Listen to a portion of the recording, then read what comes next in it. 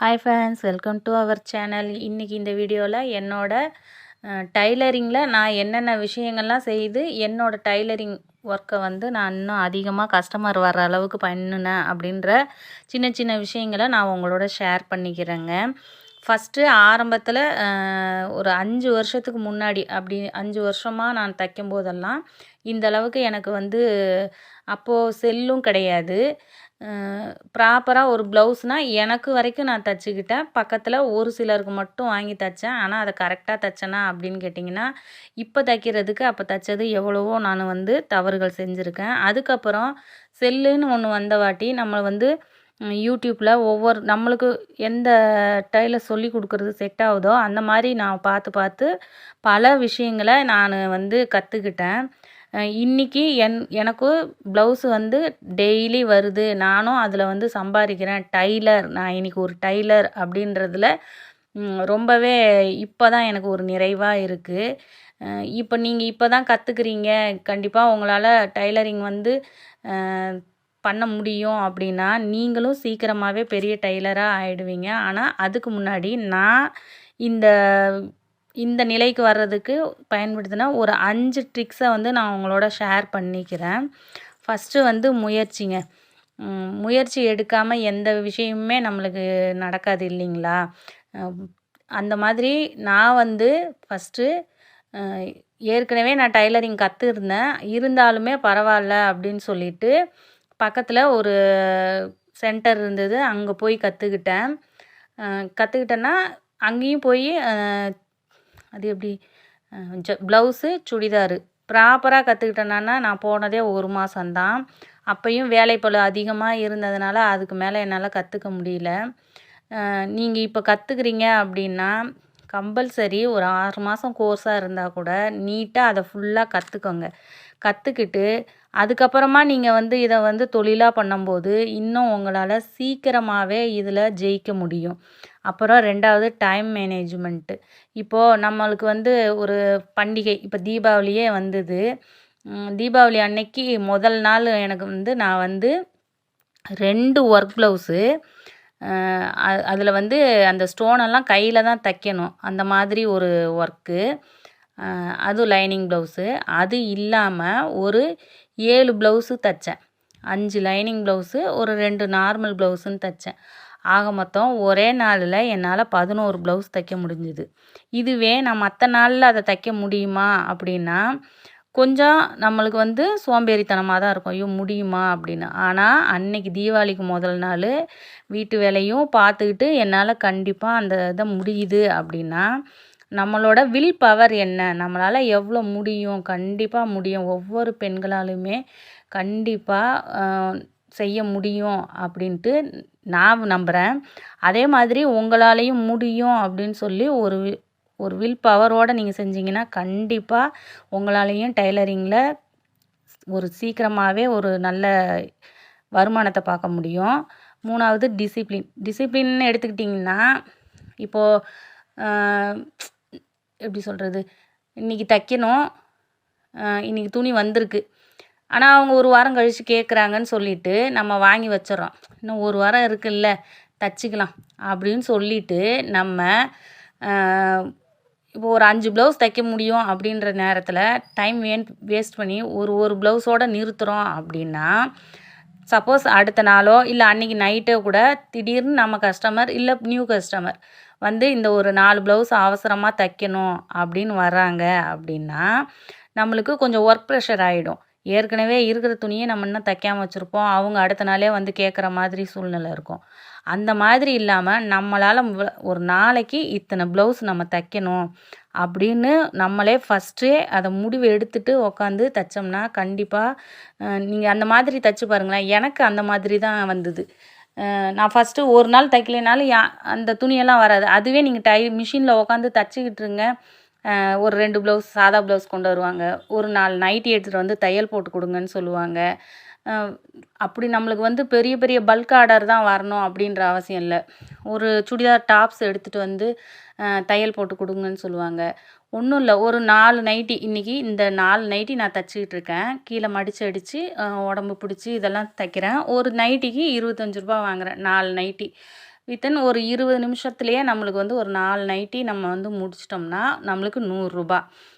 இதுவே நம்ம time waste பண்ணிவிட்டு இல்லை டிவி பார்த்துக்கிட்டு இல்லை செல்லு பார்த்துக்கிட்டு இருந்தோம்னா நம்மளுக்கு அந்த காசு நம்மளுக்கு வரப்போகிறது கிடையாது. அதனால் டிசிப்ளின் நம்மளுக்கு நம்மளே ஒரு டிசிப்ளினை கொண்டு வந்து ஆகணும். ஃபோன் பார்க்குறோமா, இந்த டைம்லேருந்து இவ்வளோ டைம் நீங்கள் எப்போ வேணாலும் பாருங்கள், 1 மணி நேரமா, அரை மணி நேரமா, அதை ஏதாவது ஒரு டைமில் பார்த்துக்கலாம்.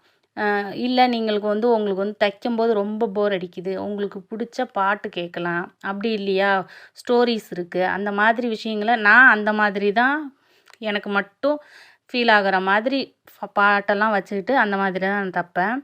அடுத்து டார்கெட்டுன்னு நான் வச்சுக்கிட்டது என்னென்னா, இனிமே எந்த விஷயத்துக்காகவும் தைக்கிறத விடவே கூடாது. எனக்கு இப்போ 2 பெண் குழந்தைங்க, 2 பேரும் இப்போ பெரிய பாப்பா காலேஜ் படிக்கிறா, சின்ன பாப்பா வந்து ஸ்கூல் போகிறாங்க. அப்போது அவங்களுக்கு அடுத்த ஸ்டேஜ் என்னன்றதை நான் ஒரு தாயாக இருந்து கண்டிப்பாக செஞ்சாகணும் இல்லைங்களா. ஃபைனான்சியலாக இன்றைக்கி இருக்கிற சூழ்நிலைக்கு ஒருத்தரோட சம்பளம் கண்டிப்பாக நம்ம குடும்பத்துக்கு பத்தாது மீன்ஸ் இப்போ வருது, அதுக்குரியான செலவுகளும் அதிகமாக இருக்குது. அப்போது நம்மளும் ஒரு வருமானத்தை கொண்டு வரும்போது கண்டிப்பாக நம்மளாலையும் நம்ம பிள்ளைங்கள ஒரு கஷ்டம் இல்லாமல் வளர்க்க முடியும். இப்போ நம்ம என்ன நினைப்போம், நம்ம பட்ட கஷ்டம் நம்ம பிள்ளைங்க படக்கூடாது அப்படின்னு தான் நினைப்போம்.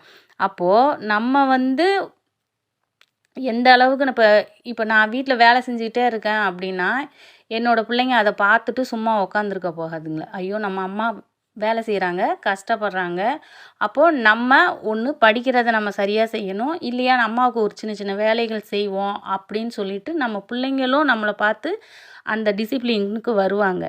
அப்படி இல்லாமல் நம்ம பிள்ளைங்க முன்னாடி செல்லு பார்த்துக்கிட்டோ டிவி பார்த்துக்கிட்டோ இருந்தோம்னா அந்த மாதிரி நம்ம டைமை ஸ்பெண்ட் பண்ணோம்னா நம்ம பிள்ளைங்களும் அதே மாதிரி தானே வரும். இப்போ நம்ம செய்கிறது தப்புனா அந்த பிள்ளைங்க அம்மாவை பார்த்து அம்மாவை என்ன செய்கிறாங்களோ அதை தானே கற்றுக்கும். அப்போது நீங்கள் ஒரு தொழில் செஞ்சு அதிலிருந்து ஒரு முதலீடு ஒரு வருமானத்தை நீங்கள் பார்க்கும்போது பிள்ளைங்களும் அதில் நம்மளை பார்த்து என்கரேஜ் ஆகி அவங்களோட வேலைகளை கரெக்டாக செய்வாங்க. அப்போது நம்மளுக்கு வந்து 2 பக்கமுமே நம்மளுக்கு லாபம். ஒன்று நம்ம டிசிப்ளினாக இருக்கிறதோட பிள்ளைங்களோட டிசிப்ளினும் வந்துடுது. சரி, நான் டார்கெட் பற்றி பேசிகிட்டு இருந்தேன், டிசிப்ளின் உள்ளார போயிட்டேன்.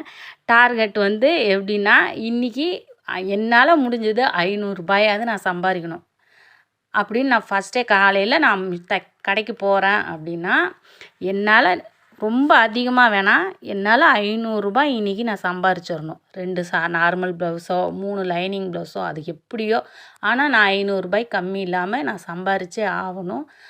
எனக்கு அதுக்கு உண்டான ஒரு சூழ்நிலையை கொடு அப்படின்னு சொல்லி நான் கடவுள்கிட்ட வேண்டிட்டு தான் அன்றைக்கி மிஷின்லேயே உட்காருவேன்.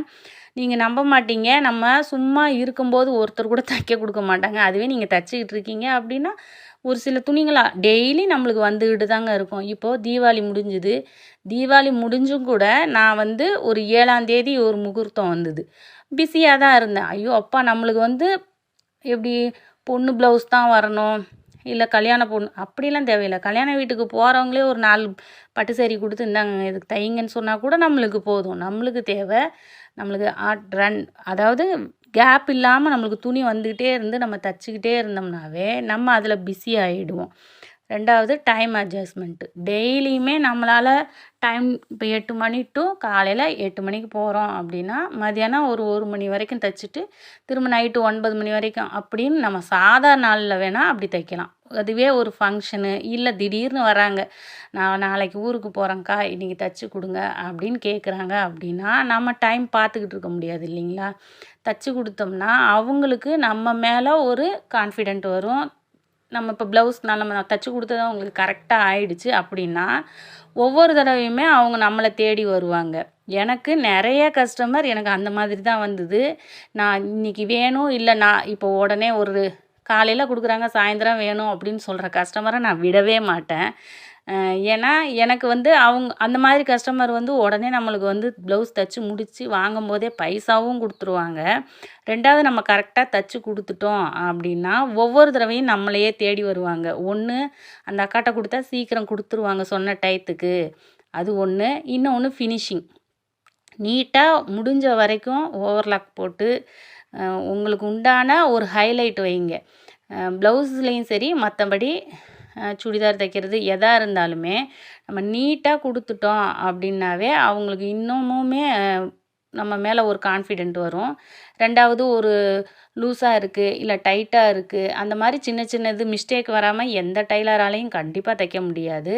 அந்த மாதிரி அவங்க கொடுக்கும்போது கொஞ்சம் நம்ம முகம் சுளிக்காமல் அதை செஞ்சு கொடுத்துட்டோம் அப்படின்னாவே கண்டிப்பாக கஸ்டமரை நம்ம பக்கம் இழுத்துக்கலாம். அதுக்காக எல்லா கஸ்டமரும் நம்மள்ட்டையே வருவாங்கன்னு சொல்ல முடியாது. ஒரு சில நேரம் அவங்க வேறவங்கள்ட்ட கொடுத்தும் தைக்கிறதுக்கும் வாய்ப்பு இருக்குது. எல்லாம் கலந்தது தானேங்க. அது மாதிரி இன்றைக்கி என்னோடய ஒர்க் பார்த்திங்கன்னா இந்த நைட்டி தைச்சிக்கிட்டே நான் சில விஷயங்களை உங்கள்கிட்ட ஷேர் பண்ணிக்கிட்டேன். இந்த மாதிரி ஒரு 5 விஷயங்களை முக்கியமாக நான் பின்பற்றுறதுனால தான் இன்றைக்கி என்னோடய டைலரிங் தொழில் வந்து ஓரளவுக்கு ஸ்மூத்தாக போய்கிட்டு இருக்கு. என்னோடய வீடியோ இப்போ தான் நீங்கள் ஃபஸ்ட் டைம் பார்க்குறீங்க அப்படின்னா சின்ன சின்ன மிஸ்டேக் இருந்தால் கூட சாரி. அடுத்த வீடியோவில் நான் அதை சரி பண்ணிக்கிறேன். வீடியோ பார்த்ததுக்கு தேங்க்ஸுங்க. அடுத்த வீடியோவில் பார்க்கலாம். டாட்டா பாய்.